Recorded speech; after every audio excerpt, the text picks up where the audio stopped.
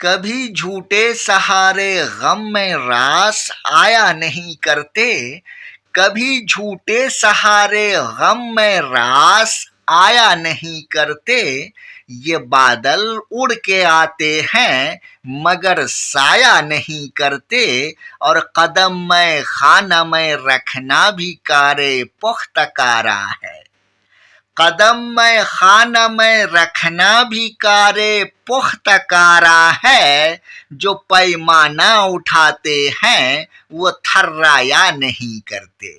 آداب عرض ہے دوستو، کیسے ہیں آپ لوگ؟ امید کرتا ہوں آپ سارے دوست اچھے ہوں گے، خوش ہوں گے۔ دوستو اس ویڈیو میں تجزیہ ہونا ہے U P S C Urdu optional کے سیکنڈ پیپر کا۔ فرسٹ پیپر کا میں نے ڈال دیا ہے، تو یہ سیکنڈ پیپر کا تجزیہ ہے۔ تو آئیے بغیر کسی تاخیر کے ویڈیو کا باضابطہ آغاز کرتے ہیں۔ تو دوستو یہ رہا کویسچن پیپر، سیکنڈ پیپر ہے یہ، فرسٹ کا تو کر ہی لیے ہم لوگ۔ تو اب چلیے کویسچنس دیکھتے ہیں کیا کیا پوچھے گئے ہیں۔ یہ ہدایات ہے تو آپ پڑھ لیجئے گا، یہاں انسٹرکشن آپ اپنا دیکھ لیجئے، اور یہاں سے دیکھیے کویسچن نمبر 1 ہے، اور آپ کو معلوم ہے کہ پہلا سوال اقتباس کا ہوتا ہے۔ تو مندرجہ ذیل اقتباسات کی تشریح سیاق و سباق، سیاق و سباق بتا چکا ہوں اور سب کو معلوم ہے، یعنی کہ آگے پیچھے کی عبارت بھی بتائیے کہ کہاں سے آیا ہوا ہے، ایگزیکٹ لوکیشن بتائیے کہ فلاں جگہ سے آیا ہوا، اسی کو کہتے ہیں سیاق و سباق۔ ٹھیک ہے، سیاق و سباق کے حوالے سے ادبی و فنی محاسن کی نشاندہی کے ساتھ کیجیے، ٹھیک ہے، اور ہر اقتباس کی تشریح 150 الفاظ پر مشتمل ہو، اور یہ پانچوں کرنا ہے، 5 ہے تو پانچوں کرنا ہے، ٹھیک ہے۔ تو یہی ایک مشکل ہوتا ہے کہ کئی بار کینڈیڈیٹس نہیں کر پاتے ہیں، جو نہیں پڑھا ہوا ہوتا ہے، ٹیکسٹ بک کھول کے دیکھا نہیں تو وہ نہیں پڑھ پاتا ہے۔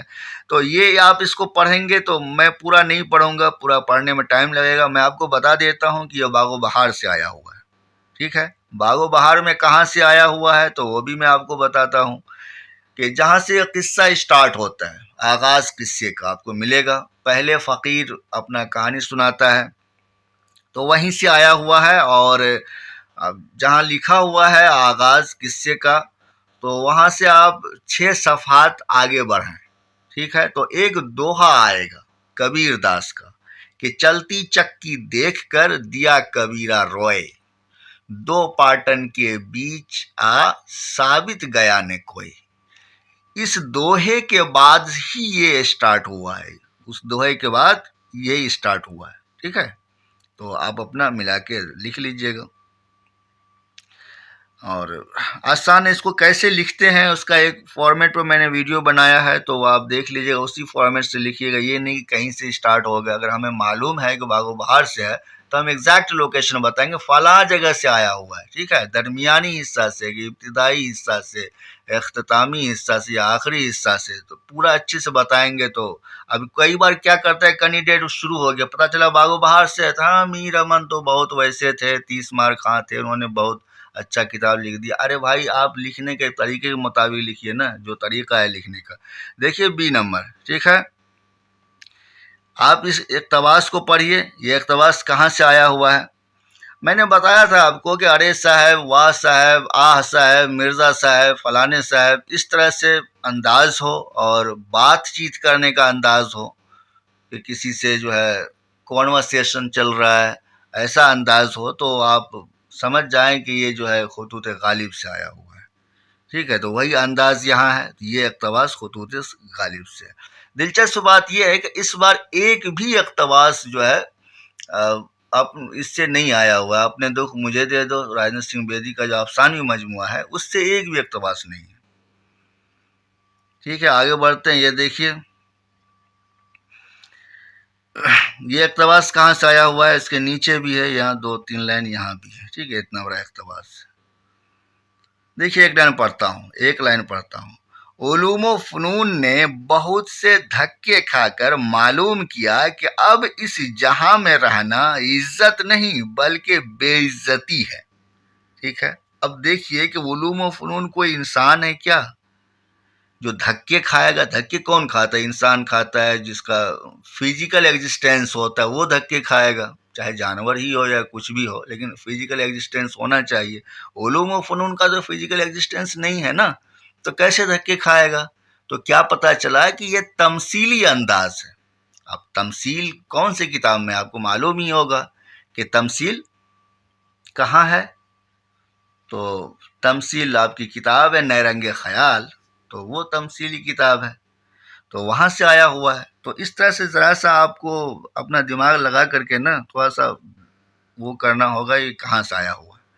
اگر آپ پڑھے ہوئے ہیں، بک کو پڑھا ہے، تو پھر تو کوئی دقت نہیں، لیکن موسٹلی کیا ہوتا ہے کینڈیڈیٹ نہیں پڑھتے ہیں، پتہ نہیں کیوں نہیں پڑھتے ہیں۔ جی ایس کے لیے تو آپ لوگ پورا خوب دبا کے پڑھتے ہیں، تب تو دن رات ایک ہو جاتا ہے، لیکن اگر آپ کہتے ہیں اردو کا ٹیکسٹ بک پڑھنے کے لیے تو فوراً پیٹ میں درد ہو جاتا ہے، مطلب آپ کا نہیں، دوسرے لوگوں کا، ٹھیک ہے۔ تو آپ پڑھیں گے تو آپ کو پتہ چل جائے گا۔ تو یہ آیا ہوا ہے نرنگ خیال سے، اور نرنگ خیال میں بھی کہاں سے آیا ہوا ہے؟ دیکھیے 8واں مضمون ہے نرنگ خیال کا، 8واں مضمون ہے علوم کی بد نصیبی، عنوان ہے علوم کی بد نصیبی، تو وہاں سے آیا ہوا ہے، ٹھیک ہے۔ اور اس میں بھی کہاں سے، تو آپ دیکھ لیجئے کہاں سے آیا ہوا ہے، کہ ابتدائی حصہ سے، درمیانی حصہ سے، یا کہ آخری حصہ سے، ٹھیک ہے۔ چلیے آگے بڑھتے ہیں، یہ ہو گیا علوم و فنون کے، ٹھیک ہے، سی نمبر تھا یہ۔ چلیے اب آگے بڑھتے ہیں، یہ دیکھیے اقتباس۔ اب یہ تو اندھا آدمی کو بھی سمجھ میں آ جائے گا کہ اس میں کوئی بتانے کی ضرورت ہی نہیں ہے، کیونکہ اس میں کیریکٹر کا نام آ رہا ہے۔ دیکھیے گوبر ہے، ہوری ہے، تو سمجھ جائیے کہ یہ گودان سے آیا ہوا ہے، ٹھیک ہے نا۔ تو اپنا لکھ دیجئے اسی طرح سے، پتہ چل گیا۔ تو دیکھیے یہ ہے، یہ کہاں سے آیا ہوا ہے بتائیں؟ کہ اس طرح کی باتیں کون کرتا ہے؟ اس کو آپ پڑھیے، اور اس طرح کی باتیں کون کرتا ہے؟ یہ جو انداز ہے اس کا فلسفیانہ انداز دیکھ رہے ہیں، اس کو آپ پڑھیے، میں پڑھوں گا نہیں، اس کو آپ پڑھیے، بالکل آپ کو فلسفیانہ انداز ملے گا۔ اس طرح کی باتیں کون کرتا ہے؟ تو مولانا آزاد صاحب کرتے ہیں۔ تو ظاہر ہے یہ جو ہے غبار خاطر سے آیا ہوا ہے، اور غبار خاطر کے کون سے خط سے آیا ہوا ہے؟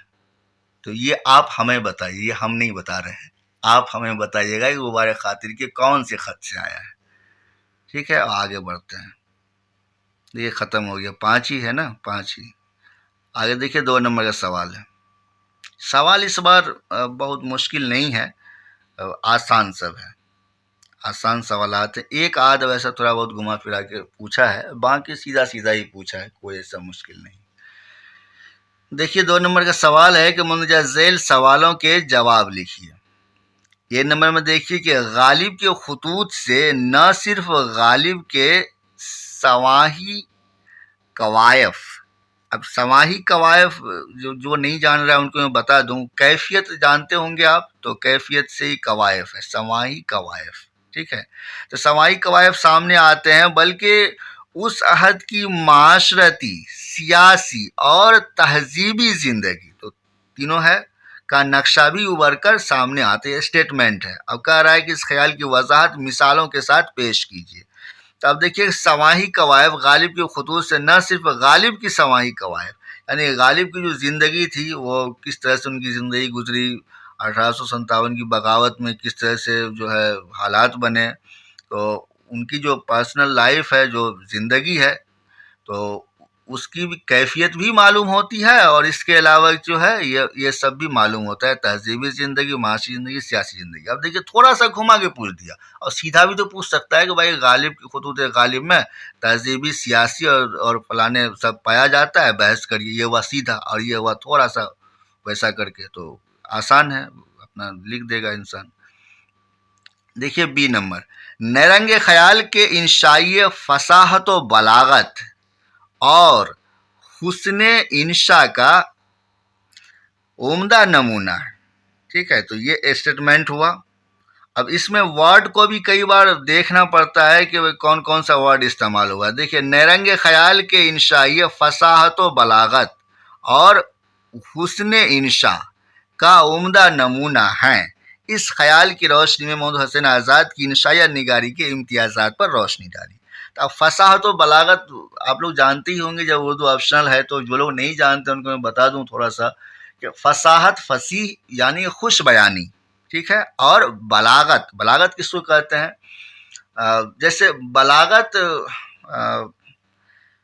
جیسے بلاغت کا مطلب اس طرح سے آپ سمجھیں کہ کوئی بھی بات کو بولنا یا کہ کسی نثر کو بیان کرنا تو موقع اور حالات کو دیکھ کر، یعنی مقام حالات، اور کہتے ہیں نا موقع محل دیکھ کے بات کرو، تو اسی طرح سے مقام اور حالات کو دیکھ کر کے بیان کرنا وہ بلاغت کہلاتا ہے. اور بلاغت کو آپ زیادہ ڈیپتھ میں جا کے پڑھیں گے تو ان کے 3 سیکشن ہیں، تینوں کا خیال رکھنا پڑتا ہے.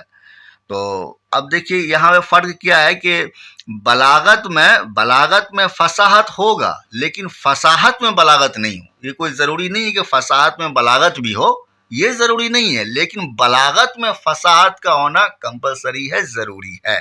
ٹھیک ہے، تو یہ فرق ہوا فصاحت اور بلاغت میں. ٹھیک ہے. اور اب جیسے پی کے مووی آپ نے دیکھا ہے، پی کے میں عامر خان کیا بولتا ہے کہ یہاں تو ایک ایک ورڈ کے کئی مطلب نکلتے ہیں اور موقع محل دیکھ کے بولنا پڑتا ہے.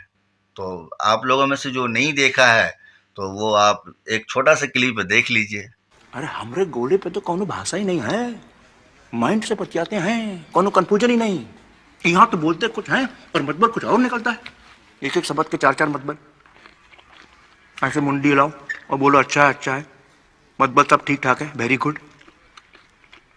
آنکھ بڑی کر کے بولو اچھا ہے تو مطلب ساک ماں ہے. تمہاری اماں کا ایکسیڈنٹ ہو گیا، اچھا ساک. پھر غصہ آتا ہے تو آواز لوڈ ہو جاتی ہے، اچھا ہم کو سکھا رہا ہے، اچھا. اور جب سوچتے ہیں تو لمبا والا اچھا.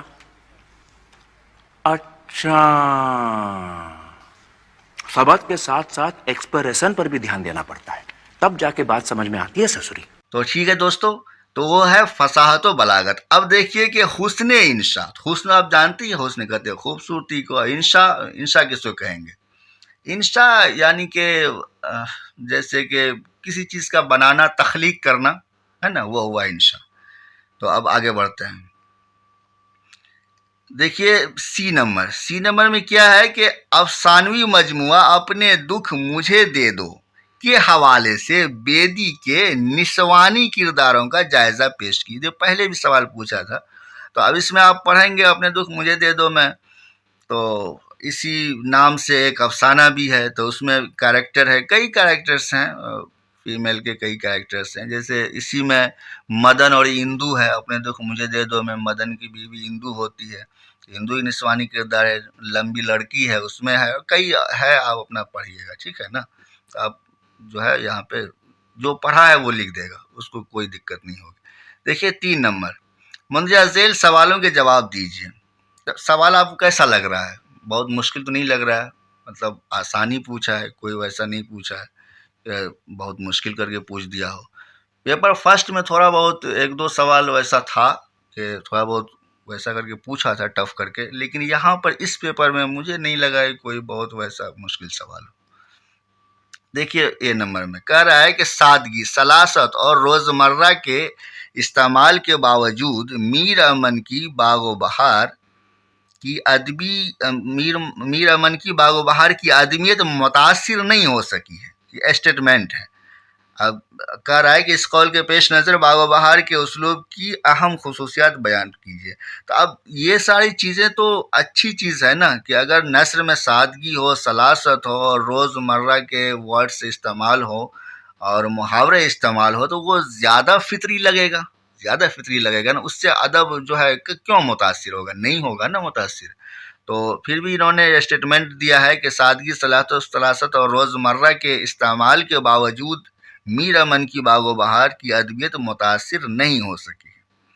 اب دیکھیں کہ آپ گودان پڑھیے یا کہ اور بھی بہت سارے ناول ہیں، تو کوئی بہت ایسا مشکل لفظ لا کے نہیں رکھا انہوں نے. وہی الفاظ استعمال ہوئے ہیں جو کہ اس علاقے میں یا جہاں کی وہ تصویر کشی کرتا ہے تو وہاں استعمال ہوئے ہیں. تو آپ اس کو لکھ دیجئے، آرام سے لکھ دے گا انسان. یا اس سوال کو ایسے بھی پوچھ دے گا کہ بھائی باغ و بہار میں سادگی، سلاست اور روزمرہ کے نثر ملتے ہیں، یا باغ و بہار کے نثر میں سادگی، سلاست اور روزمرہ کے محاورے ملتے ہیں؟ بحث کریے. یہ بھی سوال ہوا، لیکن یہ کہ اپنے طریقے سے انہوں نے پوچھا ہے. دیکھیے بی نمبر، بی نمبر میں ہے کہ غبار خاطر کے علمی، ادبی اور فلسفیانہ مباحث کا جائزہ لیجیے. ٹھیک ہے، سب کو معلوم ہے کہ غبار خاطر میں علمی گفتگو ہے، علمی بحث ہے، ادبی بحث ہے، فلسفیانہ بحث ہے. تو آپ کیسے جائزہ لیں گے؟ آپ کو یاد رکھنا ہوگا کہ کون سے خط میں علمی بحث ہے، کون سے خط میں ادبی بحث ہے، اور کون سے خط میں فلسفیانہ بحث ہے. ٹھیک ہے، تو وہ خط نمبر کے ساتھ، اور اگر آپ وہاں سے کوئی 2-3 لائن کا اقتباس دے دیتے ہیں تو سونے پہ سہاگا ہو جائے گا، مزہ آ جائے گا. چلیے آگے سی نمبر دیکھتے ہیں کہ اردو نثر کے ارتقاء میں خطوط غالب کی اہمیت پر روشنی ڈالی. یہ سیدھا سیدھا پوچھ دیا ہے. ٹھیک ہے، یہ سیدھا پوچھ دیا، یہ ہر جگہ آپ کو مل جائے گا، اور بہت اہم، بہت مطلب زبردست کنٹریبیوشن ہے اردو نثر کے ارتقاء میں خطوط غالب کو. تو اپنا وہ لکھ دیجیے گا. دیکھیے 4 نمبر، مندرجہ ذیل سوالوں کے جواب دیجیے. اے نمبر میں کیا کہ گودان کے مرکزی کردار کے ذریعے پریم چند نے کس طرح ایک غریب کسان کی زندگی کے المیے کو پیش کیا ہے، واضح کیجیے. اب گودان کا مرکزی کردار کون سا ہے، یہ ذرا سا آپ لوگ کشٹ کریے، کشٹ کر کے تبصرہ خانہ میں لکھ دیجیے کہ گودان کا مرکزی کردار کون سا ہے. ٹھیک ہے. دیکھیے نمبر بی، تمثیل کی تعریف کرتے ہوئے نیرنگ خیال کے حوالے سے محمد حسین آزاد کی تمثیل نگاری کا جائزہ لیجیے. بنیادی سوال ہوا اس پر، تو ایک سوال اس طرح سے، یہ بنیادی سوال ہی اس کو مانا جائے گا، کوئی اس نے گھما پھرا کے کچھ پوچھا نہیں. تمثیل کی تعریف کر دیجیے، اور جو ہے نیرنگ خیال کے حوالے سے محمد حسین آزاد کی تمثیل نگاری کا جائزہ لے لیجیے کہ ان کی تمثیل نگاری کیسی ہے. دوسرے صاحب سے کمپیئر کر کے بھی دکھا دیجیے تھوڑا بہت کہ ان کا بہت اچھا ہے، مطلب تعریف کر دیجیے، ہو گیا. اور تھوڑا بہت اس میں کمی کوتاہی اگر آپ کو نکالنا ہے تو برائے نام نہیں کے برابر. آپ کوئی ڈینجر نقاد نہیں ہے، بہت قابل نقاد نہیں ہے کہ بالکل پوسٹ مارٹم کریں گے. ٹھیک ہے، تو بہت وہاں ویسا کر کے لکھنا ہوتا ہے، یہ نہیں کہ بہت ساری برائیاں لکھ دیں، ایک دم بکواس لکھا ہے ان کا تمثیل میں تو کوئی دم ہی نہیں ہے. تو ایسا نہیں کریں گے کبھی بھی. دیکھیے سی نمبر، اپنے دکھ مجھے دے دو میں شامل افسانہ لمبی لڑکی میں بیدی نے کس طرح دادی کی نفسیاتی گرہ کو ابھارنے کی کوشش کی ہے. ٹھیک ہے، لمبی لڑکی اس ناول، اس جو ہے افسانوی مجموعہ ہے نا، جتنے بھی اس میں افسانے ہیں سب کو پڑھ ڈالیے 2 بار. 2 بار. وہ کیوں کہہ رہا ہوں 2 بار؟ کیونکہ دیکھیے اس بار جو ہے وہاں سے اقتباس نہیں اٹھایا ہے. اپنے دکھ مجھے دے دو جو افسانوی مجموعہ ہے، وہاں سے کسی بھی افسانے سے اقتباس نہیں اٹھایا ہے. تو اب نیکسٹ بار یقینی طور پر وہ وہاں سے کسی بھی افسانے سے اقتباس اٹھائے گا. یہ آپ دیکھ لیجئے گا، میں پہلے ہی بول دیتا ہوں. اب آگے بڑھتے ہیں. دیکھیے سیکشن بی آ گیا. سیکشن بی دیکھیے، مندرجہ ذیل شعری حصوں کی تشریح سیاق و سباق کے ساتھ، سیاق و سباق تو بتا ہی دیا، آپ جانتے ہی ہوں گے، اور ان کے شعری محاسن پر، یعنی شعری محاسن سمجھ گئے نا، جو بھی خوبصورتی ہے شعری، روشنی ڈالیے، اور ہر حصے کی تشریح 150 الفاظ سے مشتمل ہو، یعنی کہ آپ کو 150 ورڈز میں لکھنا ہے. اب یہاں سے کچھ اٹھا کے دیا ہوا ہے الگ الگ شاعر کے یہاں سے. اب یہاں سے مجھے یاد آیا کہ ہمیں لوگ کہتے رہتے ہیں کہ بھائی آپ ایک لسٹ دے دیجئے ہمیں، غالب کا، میر کا، اقبال کا، کون سا جو ہے امپورٹنٹ غزلس ہیں، اہم غزلس ہیں. تو لسٹ ہمارے پاس نہیں ہے. جو میں ویڈیو بناتا ہوں یا بنایا ہوا ہے وہ سارا اہم ہے. اب دیکھیے کہ اس میں سارا وہیں سے آیا ہوا ہے. ایک ایسا ہے جس میں میں نے نہیں بنایا ہے، صرف ایک. اب باقی سب پر بنایا ہوا ہے. میں دوبارہ سے بنا دوں گا، جو یہ پوچھا ہے نا، دوبارہ سے میں تشریح کا ویڈیو بنا دوں گا. تشریح لکھتے کیسے ہیں اس پر بھی ایک بنا دوں گا. ٹھیک ہے، تو دیکھیے یہ پہلا آیا ہوا ہے، دیکھ تو دل کے جاں سے اٹھتا ہے یہ دھواں سا کہاں سے اٹھتا ہے. یہ میر کا بہت ہی مشہور شعر ہے. ٹھیک ہے، ہر کوئی جانتا ہے، ہر کوئی جانتا ہے، اور سارے اشعار ہیں. اور ان کا جو ہے UPSC کو پوچھنے کا طریقہ یہی ہے کہ ایک ہی غزل سے 3-4 اشعار دے دیا تو سمجھ میں آ جاتا ہے. انسان کا پڑھا ہوا ہوتا ہے تو سمجھ میں آ جاتا ہے. تو یہ میر کا ہے. ٹھیک ہے، میر کا ہے، اور سارے آسان ہیں، اور آرام سے جو ہے آپ ایک ایک شعر کا آپ تشریح کر دیجئے. یہاں پہ ایک شعر لکھیے اور اس کے نیچے تشریح 5 لائن میں، پھر 5 لائن میں، اس طرح سے 150 ورڈ سے زیادہ نہیں ہونا چاہیے. لکھ دیجیے آرام سے. دیکھیے اس کو پڑھیں گے تو اس سے صاف ظاہر ہوتا ہے کیا کہ یہ کہاں سے آیا ہوا ہے. بتائیں آپ کہاں سے آیا ہوا ہے. آپ کے یہاں ایک مثنوی ہے صح البیان، وہاں سے آیا ہوا ہے. اور اس کی کہانی کو اگر آپ پڑھے ہوں گے تو آپ کو معلوم ہوگا، یہ پتہ چل جائے گا. اسی کو کہتے ہیں سیاق و سباق، جو ورڈ استعمال کرتا ہے نا سیاق و سباق. تو اس کے بتائیے کہ یہ کہاں سے اٹھایا ہوا ہے. اب یہ جو اٹھایا ہوا ہے مثنوی صح البیان سے، تو جب بے نظیر کو ماہرخ پڑی اڑا لے جاتی ہے پرستان، تو اس کے بعد بادشاہ جو ہوتا ہے، بے نظیر کا جو فادر ہوتا ہے، تو ان کو بہت برا حال ہو جاتا ہے. ٹھیک ہے، تو جو ہے اسی جگہ پہ جو وزیر ہیں وہ بادشاہ کو دلاسا دیتا ہے. تو اسی کیفیت کو یہاں پہ بیان کیا گیا. دیکھیے وزیروں نے دیکھا جو احوال شاہ کہ ہوتی ہے اب اس کی حالت تباہ، کہا سب نے سمجھا کہ اسی شاہ کو کہ دیکھو گے تم اپنے اس ماہ کو. ٹھیک ہے، ماہ کہتے ہیں چاندنی کے، یہ بے نظیر کے لیے استعمال ہوا ہے. اگرچہ جدائی گوارا نہیں لیکن خدائی سے چارہ نہیں. ٹھیک ہے، یعنی کہ خدائی ہے، مطلب خدائی چاہ رہا ہے، جدا ہونا تو کیا ہے. تو سدا ایک سا دن گزرتا نہیں، کوئی ساتھ مرتے کے مرتا نہیں. اس طرح سے بول کر کے جو ہے وزیر لوگ بادشاہ کو دلاسا دے رہا ہے کہ بادشاہ صاحب مل جائے گا بے نظیر، آپ پریشان نہ ہو. ٹھیک ہے، چلیے آگے بڑھتے ہیں. یہ دیکھیے یہ شعر مجھے غالب کا بہت پسند ہے. غم کو انہوں نے جو بیان کیا ہے نا، اب اس کو میں ذرا سا 2 لائن یہاں پہ بولوں گا کیونکہ اس سے ریلیٹڈ ایک سوال آیا ہوا ہے آگے. ٹھیک ہے، تو اس وجہ سے دیکھیے میر صاحب غم کو اچھا سے بیان کرتے ہیں، لیکن یہاں غالب کا انداز دیکھیے کتنا ہی دلکش انداز ہے. یہ کہیں نہیں ملے گا، کہیں نہیں ملے گا، کسی بھی شاعر کے یہاں ایسا آپ کو نہیں ملے گا کہ اس انداز میں غم کو بیان کیا گیا کہ رگے سنگ سے ٹپکتا وہ لہو کے پھر نہ تھمتا. اس پر میں نے ویڈیو بنایا ہے، اس غزل کی تشریح ڈالا ہے. رگے سنگ، سنگ پتھروں کا رگ تو رگ ہی ہے. وہ لہو کے پھر نہ تھمتا جسے غم سمجھ رہے ہو یہ اگر شرار ہوتا. شرار کہتے ہیں چنگاری کو.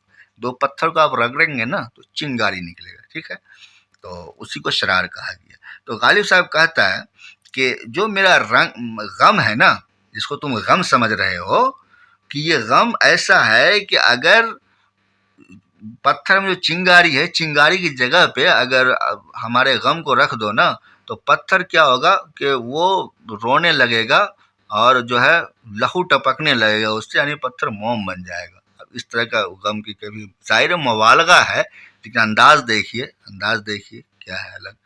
تو یہ غالب صاحب کا، اس کو آپ اپنا کر لیجیے ایکسپلین. ٹھیک ہے، اور یہ دیکھیے سامنے کا نہیں آیا ہوا ہے. کوئی ایسا ہے جو کہ کوئی انسان کہہ دے کہ ہم نہیں جانتے ہیں. جس نے تھوڑا سا بھی پڑھا ہے تو ان کو فوراً معلوم ہو جائے گا. اب یہی ہے تو کوئی بھی پڑھا ہے تو فوراً سمجھ جائے گا اقبال کا ہے. یہ اقبال کا ہر کوئی سمجھ جائے گا کہ پریشان ہو کہ میری خاک آخر دل نہ بن جائے، جو مشکل اب ہے یارب پھر وہی مشکل نہ بن جائے. تو جس نے بھی پڑھا ہے اس کو معلوم ہوگا کہ اقبال کا ہے. پوری غزل ہے یہ. وہی اسی میں شعر ہے نا کہ اگر کیسے تو ہے، خیر جانے دیجیے، موسم شعر ہے. تو یہ دیکھیے ای نمبر. ٹھیک ہے، بتائیں کس کا ہے یہ کس کا ہے بتائیے. آپ لوگ پڑھے ہوں گے فیض صاحب کو، دست صبا ہے نا. دست صبا پر میں نے بہت ویڈیو بنائے ہیں اور بہت سارے وہاں سے تقریباً سارے ہی نظموں پر میرا ویڈیو ہے. ایک آدھ بھلے نہ ہو بٹ سارے ہیں. اب نثار میں تیری گلیوں کے نظم ہے، پڑھے ہوں گے آپ. تو اس کا چوتھا بند ہے یہ جو دیکھ رہے ہیں نا آپ، یہ چوتھا بند ہے نثار میں تیری گلیوں کی جو نظم ہے. اسٹارٹ ہوتا ہے نثار میں تیری گلیوں کے وطن کے جہاں چلی ہے رسم کے کوئی نہ سر اٹھا کے. جی اس طرح سے کچھ نظم ہے، تو وہاں سے اپنا ملا کے دیکھ لیجیے. ٹھیک ہے، چلیے آگے بڑھتے ہیں. دیکھیے 6 نمبر سوال ہے کہ میر کی شاعری میں غم محض ایک موضوع نہیں ہے بلکہ ایک توانا تخلیقی سرچشمہ کی حیثیت رکھتا ہے. دیکھ کتنا اچھا اسٹیٹمنٹ. یہ اسٹیٹمنٹ مجھے بہت پسند آیا، بہت پسند آیا. بہت ہی اچھا اسٹیٹمنٹ بنایا ہوا ہے، اور مطلب بہت قابل پروفیسر نے اس کو بنایا. اس اسٹیٹمنٹ مجھے بہت دل چھو لیا. دیکھ کتنا اچھے سے لکھ رہا ہے کیا کہ میر کی شاعری میں غم محض ایک موضوع نہیں ہے بلکہ ایک توانا تخلیقی سرچشمہ کی حیثیت رکھتا ہے. کہنے کا مطلب کیا؟ تخلیقی سرچشمہ، کہ ان کے یہاں جو غم ہے نا آٹومیٹک آتا ہے. جو تخلیق کرتا ہے، تو جس طرح سے چشمہ آپ جانتی جو کسی جگہ چشمہ نکلتا ہے، تو یہ جو تخلیق کرتے ہیں تو یہ الگ سے یہ نہیں سوچ کے رکھتے ہیں کہ بھائی آج تو ہمیں جو ہے غم کے موضوع پہ ہمیں شعر کہنا ہے. ایسا نہیں، آٹومیٹک آتا ہے. یہ کہنے کا مطلب ہے اس میں، اس اقتباس میں، کہ ایک توانا تخلیقی سرچشمہ کی حیثیت رکھتا ہے. تو اب اس کو بہت اچھے سے انسان لکھے گا، اور کچھ اشعار یاد رکھیے اور آرام سے لکھیے، اور لاسٹ میں یہی کنکلوڈ کر دیجئے اسی کا، کہ جو ہے درج بالا ایسا کچھ لکھا جاتا ہے کنکلوژن میں کہ تخلیقی سے چشمہ کی حیثیت رکھتا ہے. دیکھیے غالب کی شاعری کی ایسی کون سی خصوصیات قابل توجہ ہیں جن کی بدولت اردو غزل کی تاریخ میں انہیں ایک منفرد حیثیت حاصل ہوئی. ٹھیک ہے، منفرد حیثیت حاصل ہوئی. تو ایسی کون سی؟ تو بہت ساری ہے، بہت ساری ہے. 50 پیج بھی لکھیں گے تب بھی کم ہی پڑ جائے گا. تو بس یہی ہے کہ اپنا کچھ پوائنٹس دے کر کے اپنا لکھ دیجئے. بہت سارے ہیں، اس پر ویڈیو بھی ہے اور کوشچن آنسر بھی کر کے ڈالا گیا ہے، اپنا دیکھ لیجئے گا. ٹھیک ہے. دیکھیے سی نمبر، فراق گورکھپوری کی بیشتر شاعری عشقیہ موضوعات سے عبارت ہے. اس خیال کی وضاحت کرتے ہوئے فراق کی غزلیہ شاعری کا محاکمہ پیش کیے. ٹھیک ہے. تو یہ گھسا پٹا سوال ہے، یہ جو ہے پوچھتا ہے اس طرح سے سیدھا ہی پوچھا ہے. کوشچنس آپ کو بھی آسان لگ رہے ہوں گے، تھوڑا سا فرسٹ پیپر تھوڑا سا زیادہ نہیں، تھوڑا سا ویسا کر کے 1-2 سوال پوچھا ہے، بٹ یہاں پورا سیدھا سوال پوچھا ہے، کوئی مشکل نہیں ہے اس میں. دیکھیے یہاں پہ 7 نمبر مندرجہ ذیل سوالوں کے جواب لکھیے. 1 نمبر میں اردو نظم کی تشکیل و فروغ میں بال جبریل میں شامل چند اہم نظموں کی اہمیت پر روشنی ڈالیے. ٹھیک ہے. دیکھیے سیدھی سی بات ہے کہ اردو نظم کی تشکیل و فروغ میں بال جبریل میں شامل چند اہم نظموں کی اہمیت پر روشنی ڈالیے. یہ اردو نظم کی تشکیل میں فروغ میں بال جبریل کی نظموں نے کیا اہم رول ادا کیا ہے. تو نظمیں تو آپ کو یاد ہی ہے، وہاں سے جو ہے بحث کریے اور ایک آدھ شعر ڈال کے اپنا لکھتے جائیے اور آرام سے لکھ دیجیے. لانگ سوال ہے، آسان سوال ہے. دیکھیے اور گل نغمہ ہے. گل نغمہ کے حوالے سے فراق گورکھپوری کی شاعری کی اہم خصوصیات کا جائزہ لیجیے. تم یہ سب BA میں بھی پوچھ دیتا ہے، سیدھے سے پوچھا ہے. حالانکہ تھوڑا سا ویسا کر کے پوچھنا چاہیے، UPSC ہے، کوئی ایسا نہیں ہے، لیکن یہ ہے کہ بہت راحت دیا ہے، بہت راحت دیا ہے. سی نمبر دیکھیے فیض احمد فیض کی نظم یاد، اس پر ویڈیو ہے. یاد کی مختلف معنوی جہتوں کا احاطہ کیجیے. ٹھیک ہے. معنوی جہتوں کا احاطہ کرنے کا مطلب وہی ہے کہ یاد جو ہے کس کو یاد کر رہے ہیں اور کس پرسپیکٹو میں لکھا ہوا ہے، وہ ساری باتیں لکھیے. وہی ہوا. 8 نمبر دیکھیے مندرجہ ذیل سوالوں کے جواب لکھیے. 1 نمبر صحیح البیان محض ایک مثنوی نہیں بلکہ ایک تہذیبی دستاویز ہے. بہت اچھا اسٹیٹمنٹ ہے. ٹھیک ہے. اس بیان کی روشنی میں صحیح البیان کی ادبی و تہذیبی اہمیت پر روشنی ڈالیے. تو یہ دستاویز جو لفظ استعمال کیا ہے نا، بہت مطلب سٹیک ورڈ انہوں نے استعمال کیا ہے. وہ اس لیے کیونکہ ہمارے ایک پروفیسر تھے، انتقال کر گئے، اللہ ان کو نصیب کرے، جنت الفردوس عطا کرے، کہ انہوں نے مجھ سے ایک بات کہی تھی جو ابھی تک مجھے یاد ہے، اور بہت قابل پروفیسر تھے.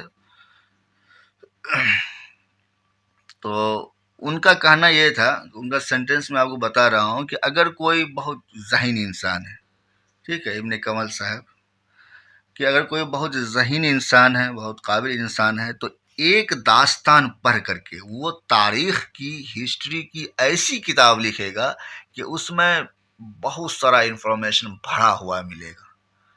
تو اسی چیز کو میں یہاں پہ دیکھ رہا ہوں کہ سول بیان محض ایک مثنوی نہیں بلکہ ایک تہذیبی دستاویز ہے. تو اب دیکھیے گا اس میں کہاں کہاں تہذیبی دستاویز آیا ہوا ہے کہ اس وقت کے لوگ کا کیا کھان پان ہوتا تھا، کیسے کپڑے پہنتے تھے، کس طرح سے باتیں کرتے تھے، زبان کیسی تھی، سب کچھ آپ کو ملے گا. ٹھیک ہے. تو جیسے پاندان استعمال ہوا ہے، کس طرح سے شعر ہے وہ رٹے تھے میں شعر بھی رٹ لیتے تھے تاکہ میں اقتباس دے سکوں اور زیادہ محض آ سکے. ہوا جب نکاح، ہاں ایسے ہے، ہوا جب نکاح اور بٹے ہار پان یا پاندان، ایسے پلا سب کو شربت دیے پاندان. یعنی کیا پتہ چلا کہ بھائی شربت پلانے کا رواج تھا اور پان کھلانے کا رواج تھا. ویسے جو پان ان کون کھاتا تھا، نواب لوگ ہی کھاتے تھے ادھر. یہ سب تو ٹھیک ہے. اور دیکھیے اب ختم ہو گیا کیا نہیں اور ہے. دیکھیے بی نمبر ہے، یہ اے تھا. ٹھیک ہے. یہ بی نمبر ہے. اقبال کی نظم ساقی نامہ کے ادبی محاسن. اب ساقی نامہ خلاصہ لکھ دیجیے. ساقی نامہ 50 لکھا ہوا ہے، دیکھ لیجیے گا. بنت لمحات کے حوالے سے سخت الایمان کی نظم نگاری کا جو ہے مفصل تنقیدی جائزہ پیش کی. تو یہ سب ویسے ہی ہے، سیدھا سیدھا سوال پوچھا ہوا ہے. لکھنے کا آرٹ ہے، یہ بالکل لکھنے کا آرٹ ہے. اور لکھیے گا تبھی جب آپ کے پاس نالج رہے گا، اور بالکل پراپر لکھا ہوا ہونا چاہیے. یہ نہیں کہ کہیں سے بھی کچھ بھی لکھ دیے. سارے اسٹوڈینٹس تو یہ کرتے ہیں نا، بس نوٹس کی تلاش میں رہتے ہیں، نوٹس مل جائے اسی کو چھاپ دیا. ارے بھائی صاحب، نوٹس آپ چھاپ دیں گے، سوال کیا پوچھا آپ کچھ اور لکھیں گے تو دقت ہو جائے گی. اور نوٹس بھی اگر چھاپتے ہیں تو آپ کریکشن وغیرہ کروائیے کسی سینئر ٹیچر سے یا دوسرے کسی سینئر آدمی سے کہ کیسے لکھتے ہیں، کیا لکھتے ہیں. ٹھیک ہے نا. اور ہاں، یاد آئی بات، جو لوگ بھی ہمیں کہتے ہیں کہ بھائی کلاس شروع کریے یا کرنا چاہیے، تو بتا دوں گا جب شروع کروں گا. ٹھیک ہے نا. اور 1-2 اسٹوڈنٹ میں کوئی کلاس شروع نہیں ہوگا، کم سے کم ہمیں 5 اسٹوڈنٹ چاہیے. اور نہیں تو پھر ٹھیک ہے، اس طرح سے میں ویڈیو وغیرہ بنا دوں گا آپ لوگوں کا، ایسا نہیں بناؤں گا. بٹ کلاس اسٹارٹ کرنے کے بارے میں سوچنا پڑے گا ہمیں. بٹ ویڈیو وغیرہ بنا دوں گا. جیسے یہ سارے اشعار وغیرہ ہیں تو یہ سب کی تشریح میں دوبارہ سے ڈال دوں گا بنا کے. ٹھیک ہے. تو چلیے ملتے ہیں نئے ویڈیو میں. اپنا بہت سارا خیال رکھیے. اللہ حافظ.